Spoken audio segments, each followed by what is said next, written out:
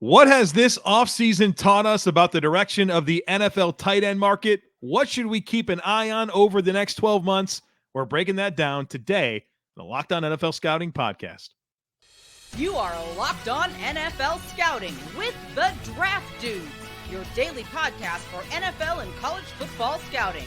Part of the Locked On Podcast Network, your team every day. What's better than this? It's guys being dudes here on the Locked On NFL Scouting Podcast. We're the Draft Dudes. I'm Joe Marino from Locked On Bills. He's Kyle Crabbs from Locked On Dolphins. And we are your NFL experts here with you daily to talk team building across the league. The Locked On NFL Scouting Podcast with the Draft Dudes, part of the Locked On Podcast Network, your team every day. We'd like to thank you for making Locked On NFL Scouting your first listen every day, and a big welcome and shout out to our everydayers. You know who you are. Those of you who never miss a single episode, we appreciate y'all being here very, very much. Joe, happy National Dan Snyder in the Mud Day to you. What a See legacy. You later. What a legacy. What a legacy, Kyle. Imagine being a fan of your favorite team, buying that team for 25 years almost. And the legacy that he had, it was disgusting. Dude, it felt like the end of, and it's another Star Wars reference, so my apologies to you in advance. Jabba the Hutt? Jabba the Hutt? Who are we going with here? The Wookiees? You don't have to pretend like you don't know, like Fetch yesterday. Luke Skywalker? Huh? What do you want to get into here? It felt like lightsabers the end of a new, what was it? A New Hope, yeah. No, not A New Hope. Empire Strikes Back? No, Return of the Jedi? Return of the Jedi. Yeah, felt like end of Return of the Jedi. When Darth Vader's dead in the bonfire, right, and all of the Ewoks are having the party in the jungle, yeah. That's what DC fans online and presumably in the DC metro area did all day yesterday. Yeah, and they should. Na, na, na, na, na. But, so you see this, that there's a good chance that they change the name again? They should. I would. If you bought the football team, wouldn't you? The entire pathway of what they were to the football team, to the Commanders, just super clunky. Let's wipe the slate clean. Kyle, their logo's a W. Like their logo's a W. But they have a really nice patch. I'm a sucker for a good patch, though.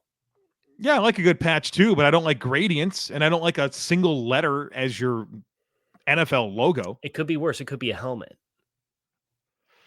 Okay, shots fired at the Browns. You just tell me I'm lying, though. No, you're not. Our logo is a brown helmet. It's tough, man. It's tough to like that. That's it's not a rising bison or whatever. That's charging bison. Excuse me. Yeah, bison, definitely bison. Critical. Not a buffalo. Bison. That's right. It's not a buffalo.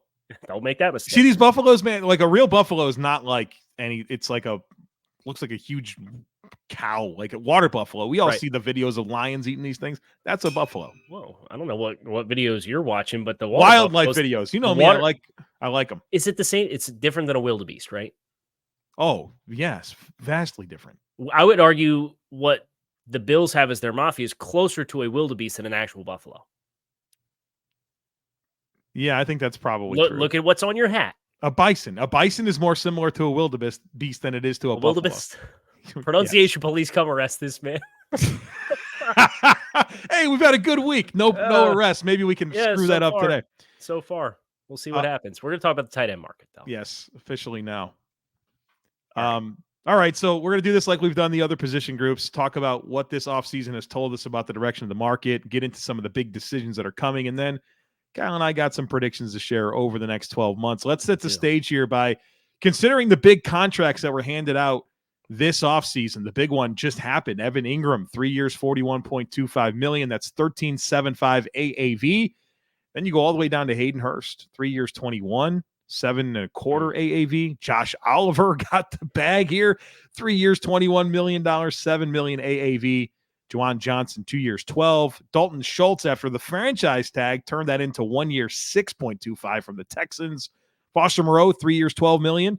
And then you kind of had some very modest 1 year deals for like Austin Hooper, Robert Tonyan, Irv Smith, I guess Dalton Schultz signed for 2 years, 6. That's kind of the movement we've seen, which is pretty quiet, right? Relatively speaking. Gesicki got 1 for 4.5 with some stipulated money on top of it. We calling him a tight end?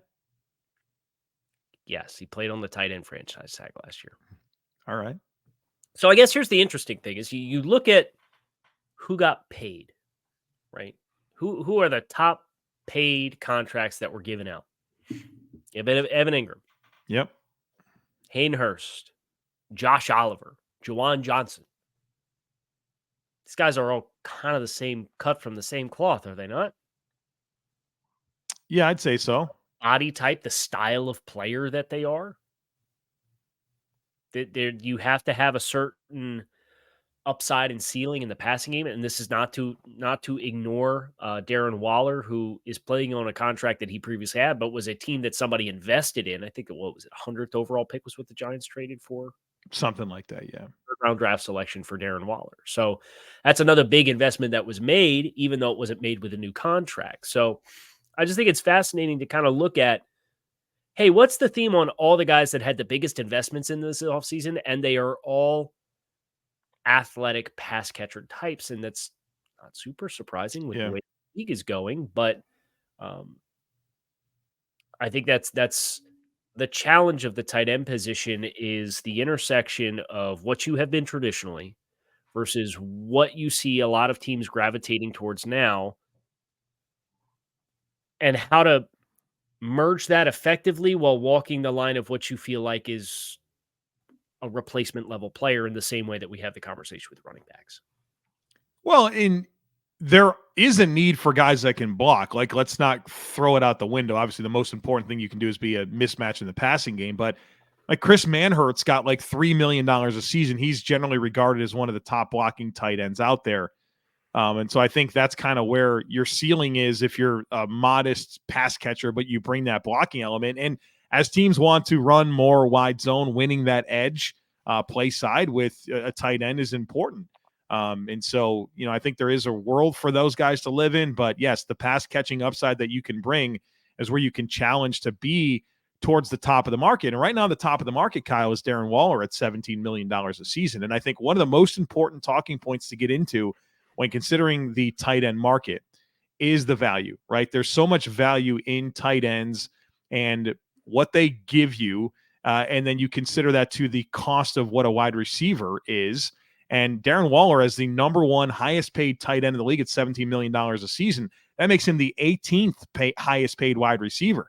Yeah. Travis Kelce is the 23rd highest paid wide receiver in the NFL right now, with his contract coming in just a tick over $14 million a season. And so one of my really intriguing thoughts about this tight end market, which I think will segue into what we're going to get into next, is the value that teams are finding with the top of the market at tight end versus the top of the market at wide receiver. And then we had a really good draft class this year of tight ends, and you saw teams that even had tight ends go ahead and get themselves another one, right? Yeah. I mean, multiple teams did that. Some teams picked 2 on day 2, right? With what the Packers did. And so I think that there's a value game to be played here, especially as, all these other position groups go up and quarterbacks are expensive. Getting yourself an impact playmaker at tight end and paying him half of what you're going to pay a star receiver is a really good way to kind of distribute the cap on your roster. I have some thoughts on that, but we might as well stash that for 2024 upcoming, Joe. Yeah. So we'll switch gears to that in just a moment. But first, our partners at eBay Motors have teamed up with Locked On Fantasy Football host Vinny Iyer to bring you some of the best fantasy picks each week all season long. So whether you're prepping for a draft or scouting the waiver wire, every week we're going to provide you with players that are guaranteed fit for your roster. So with draft prep underway for the upcoming season, let's see who Vinny has picked out for us in this week's eBay's Guaranteed Fit Fantasy Picks of the Week. Looking to make a smooth turn in fantasy football snake drafts with the last pick in the first round and the first pick in the second round? You will be guaranteed to have a winning 1-2 punch of workhorse power in your backfield when taking the Colts' Jonathan Taylor and the Browns' Nick Chubb back-to-back. While Taylor is a perfect rebound candidate and a more run-friendly overall offense in Indianapolis, Chubb is also set up to dominate with more of the combined workload in Cleveland. Vinny Iyer from Locked On Fantasy Football is going to help you win your fantasy championship, and eBay Motors knows a championship team is about each player being a perfect fit. Well, same with your vehicle. With eBay Guaranteed Fit and over 122 million parts and accessories for your vehicle right at your fingertips, you can make sure your ride stays running smoothly. Air filters, brakes, batteries, tail lights, alternators, shock struts, you name it, eBay Motors has it, and they'll make sure it's the right fit for your car, because eBay Guaranteed Fit helps you understand exactly what part you need for your vehicle the first time. So go forth, switch gears, crank the AC, and say goodbye to sweating if your ride needs a little fixing up, because now you know you'll always be set up for success from the get-go with eBay Guaranteed Fit. Everything your vehicle is calling for is just a click away. So for the right parts and accessories that fit your vehicle, just look for the green check. Get the right parts, the right fit, and the right prices at ebaymotors.com. Let's ride. eBay Guaranteed Fit, only available to U.S. customers. Eligible items only. Exclusions apply.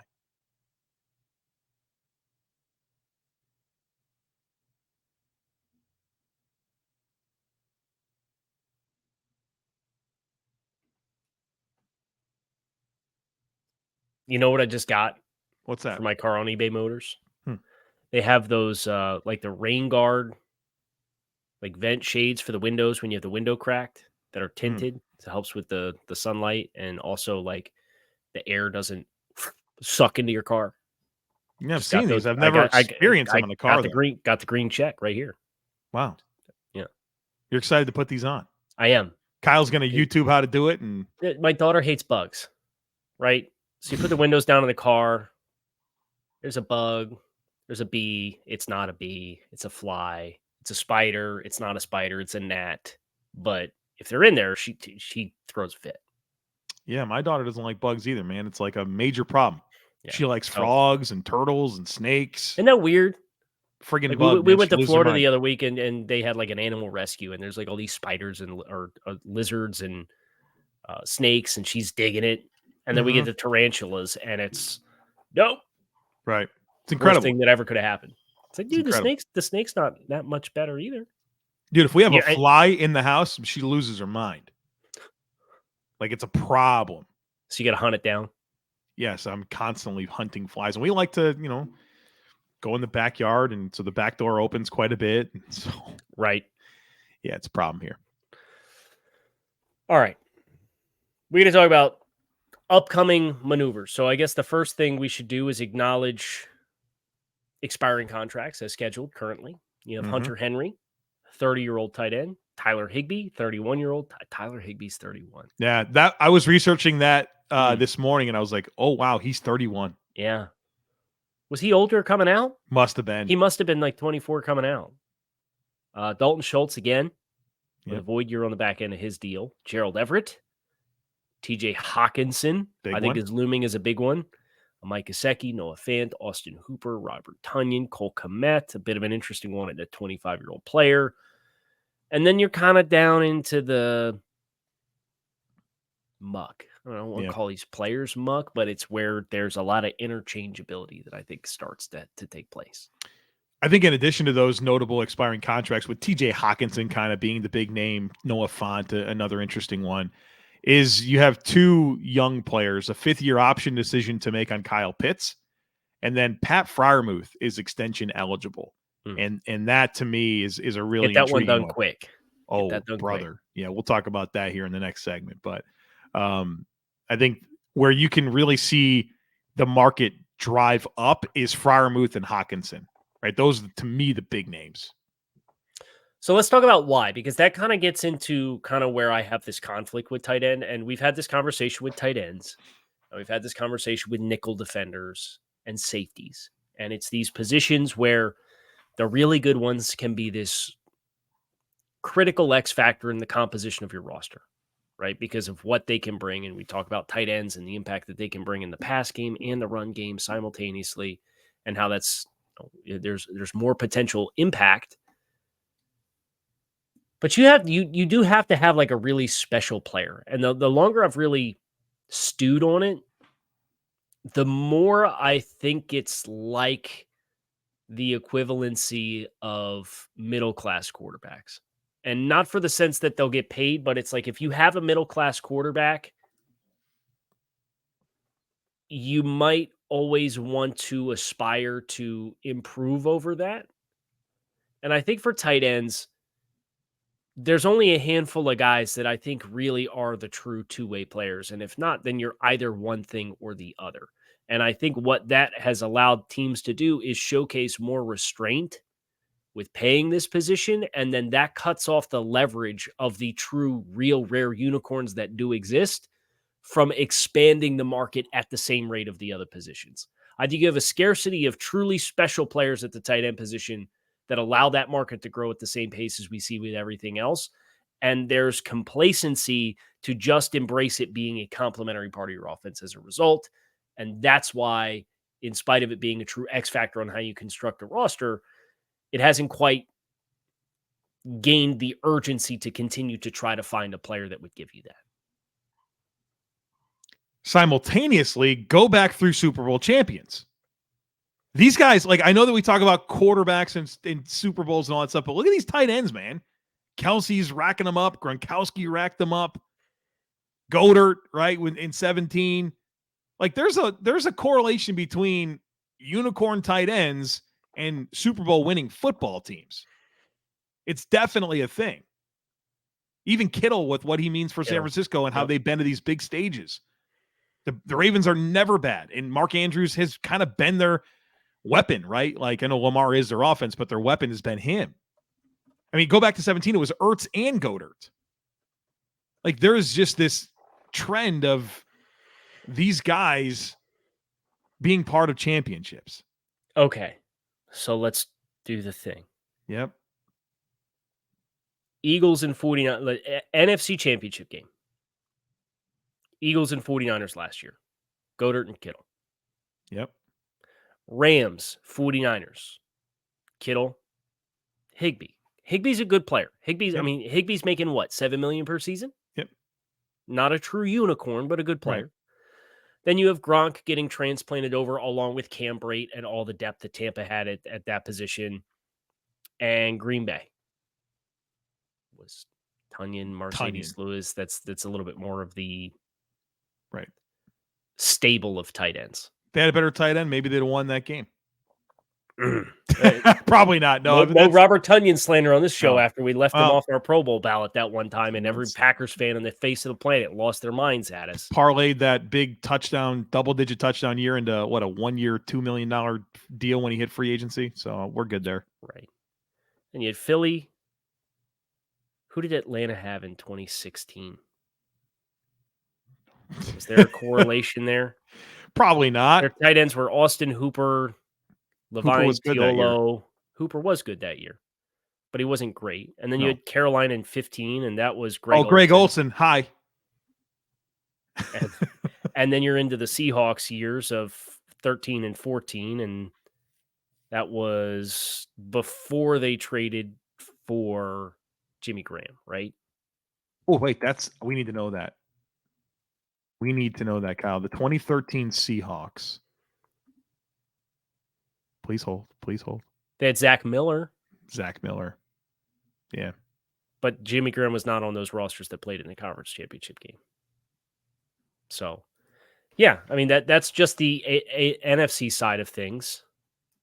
Never mind all the Gronk appearances on the AFC. And I think there is inherent value.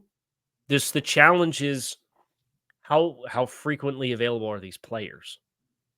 Should we give the Giants more credit for acquiring a player like that in Darren Waller, or is Waller still himself a bit more of a skill-specific type player? Well, I think it's interesting to consider both Darren Waller and TJ Hockenson as the big names that have been traded recently and realize that even there was value in the trades. I mean, those teams didn't have to give up a ton to get them. Yeah. Now, I think Hawkinson's a unique case because he was an expiring deal. He's playing this year on the 5th-year option. Right. And I think that was more regime, right? Like, we didn't get this guy here. We want our own players. And so I get it, right? He wasn't part of their long-term plan. Maybe he should have been, but there just seems like a lot of value all the way around. And yes, there's certainly not a million unicorns out there, but I think it's a fair point to kind of get into in terms of why the ceiling of this group hasn't necessarily been pushed as much as maybe some other spots. I just don't think you have enough guys at the top. I think and case in point, everybody plays fantasy football, right? Yeah. Everybody plays fantasy football. If you're going to draft a tight end, you either get one of the top 4 guys or you're going to wait. And I think that's a proper reflection of where the tight end talent is in the league right now. Yeah. Too. Yeah. All right, folks. Well, we're going to make some predictions here after a very, very quick break on the Locked On NFL Scouting Podcast. Stick with us.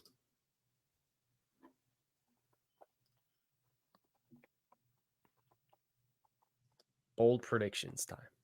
I'll tell you what, though, before we get to the bold predictions, like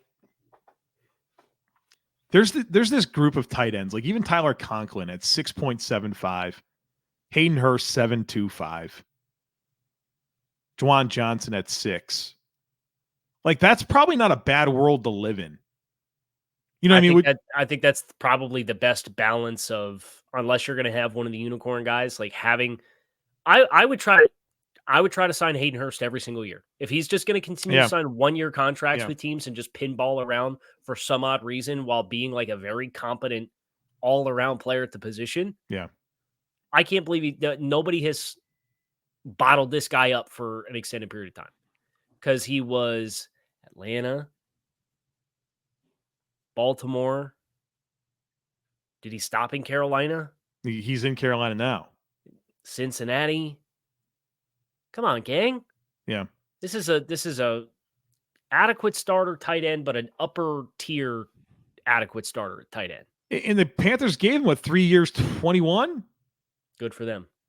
So they get a really nice value there. Like, would you rather have Hayden Hurst for 3 years, 21, or Dawson Knox for $14 million a season, or not Mark Andrews? Who's the other guy? David Njoku, who also got right at $14 million a season. Can I give you a take? Sure. Is Hayden Hurst not better than both of those guys? I think they're in the same tier, which is important because those guys that I just said, for half the money. Yeah. Okay. So that's not a bold prediction, but we got some bold predictions. Yeah. My first one, Pat Freiermuth. Yeah, I think Pat Freiermuth is going to be the next real needle mover here. So my actual prediction is that he re-signs with the Steelers for at least $15 million average annual value before the start of 20. That much? Yeah, I do. I think Darren Waller's at 17, then Kittle is 15, and Kelce's 14.3. Kelce very much seems like he's not going to force the issue with his deal. I think he's got 2 more years after this season on his contract. And what he talked about, like winning was what he cared about, right? And I'm not sure he's going to stress the Chiefs cap situation, especially at this point in his career where he gets to play with Pat Mahomes and just catch all these balls and win Super Bowls, right? I don't think that's good. I don't think he's going to force the issue there. And Kittle's kind of losing leverage as he's had some durability issues. But I think Pat Freiermuth is a young player, can be north of 15 or more. That's what I'm saying. Man, if you would have told me it'd be 13 more, I'd be all in. 15 puts him in the top 3 in pay. Right. And Pittsburgh's in like the bottom third of the league in cap space right now. Dawson Knox just got 14. David Njoku just got 14. Like Ingram's got 13.75. Man, I love Pat Freiermuth too. The biggest problem. This is not Pat Freiermuth hate right now. The biggest problem with the deal is it's Pittsburgh. Right? What makes that problematic? They're not always a big spending team, but they do keep their own. If they're going to spend, it's on their own players. Okay, so Kyle Pitts made a Pro Bowl, right? You'd have to think. Season. You'd have to think, was he original ballot? Because check. if that's the case, his 5th-year option's 9.7. It's a bargain. Right. So that's my first prediction is Kyle Pitts gets locked in on the 5th-year option, but does not get a contract extension. Yeah, he was original ballot as a rookie. Yeah. So, and he might get it this year. And if he gets it this year, then it's 11. And if he goes to 2 Pro Bowls, guess what? It's going to be a steal to get him at 11 as well. Yeah, I don't think it matters. I think he's getting tagged or 5th-year option. 5th-year option, but I don't think he gets a contract extension in the next 12 months.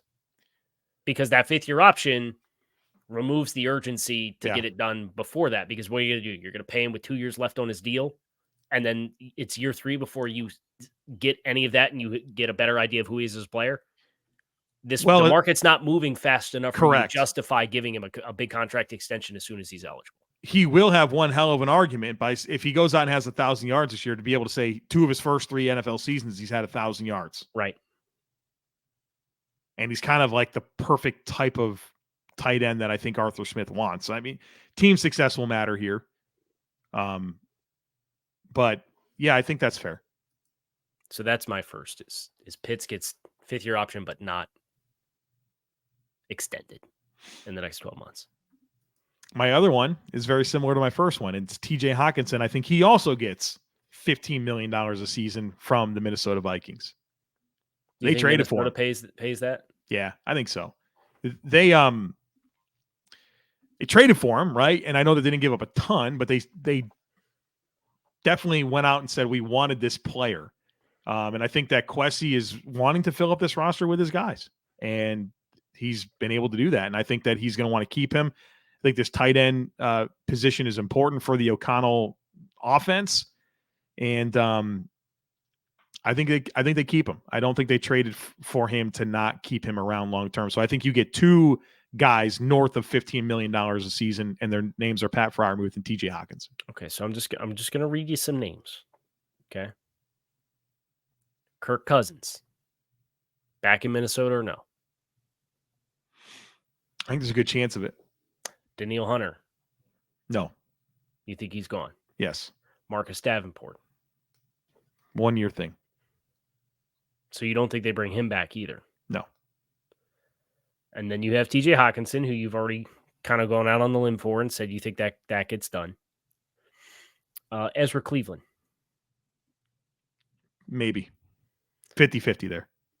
Nick Muse. That's kind of the next meaningful player that's an expiring contract. Yeah, I think that's... not Nick Muse. I said Nick Muse. I meant KJ Osborne.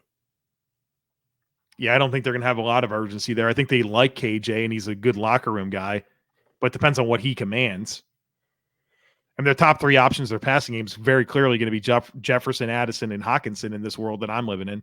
So you think... Would you say Hockenson is the most likely of the 4 top expiring players to be back? Or do you think Kirk has a greater chance of being back than Hockenson? I think they're both back. If you had to make me like more like my confidence meter would be a little bit higher with Kirk. Just by it. So if you had to pick 2 of the top 4 expiring contracts to come back, you think it would be Kirk and TJ Hockenson? Yeah, and I think Hunter and Cleveland would be more likely to leave. Okay. And I certainly agree with Daniil Hunter with his age and how they've transitioned already. And we'll see what Marcus Davenport looks like as well. My last prediction is that across these names, Hunter Henry, Tyler Higbee, Dalton Schultz, Gerald Everett, Mike Gesicki, Noah Fant, Austin Hooper, all the way down the list, nobody gets more than 7 on their next deal. Okay, now that we know the criteria, go back through the names. TJ Hockenson is the only tight end next year to get more than 7. Including extent. Wow. So you are saying, no. I'm not getting both of mine. That's what you're saying by that. Well, no, I'm not including extensions because they're both still under contract. I said Hockenson, I agree, is going to get more. Okay. I think 15 is aggressive, but Freiermuth is eligible for extension, but not an expiring contract. Right. So I give him the Alex Highsmith thing, man. Of veteran free agents that are going to hit the market, Hockenson is the only one that's going to get more than $7 million per. Go through the names again. Hunter Henry. His current is 12.5. 12.5, right. Tyler Higbee. Right. 31 years old. He's at 7.25 now. He's already on the cusp, but he's getting older. Dalton Schultz. Couldn't get it this year. He's going to play in Houston this year. Going to bump his stock up.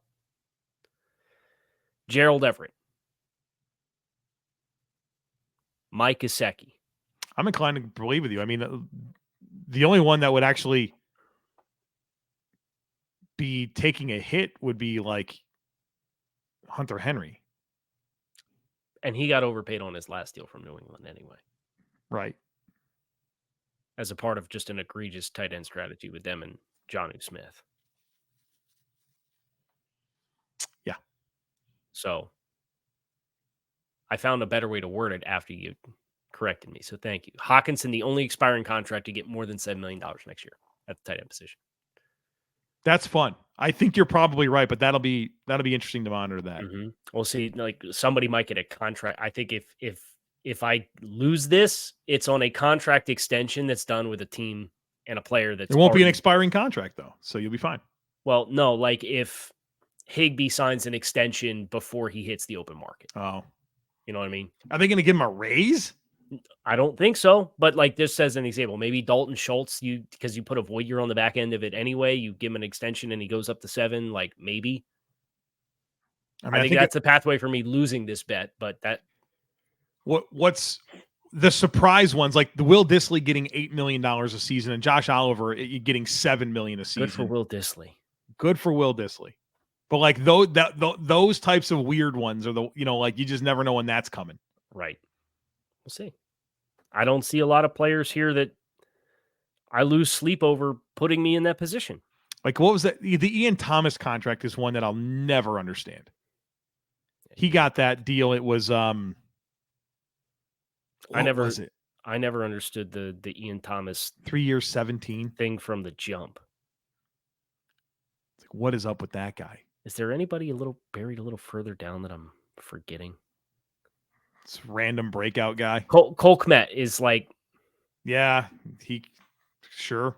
That could be a name. 25-year-old. His current APY is $2 million, so he didn't show up super high, but like still. Is Cole Kmet going to go over 7?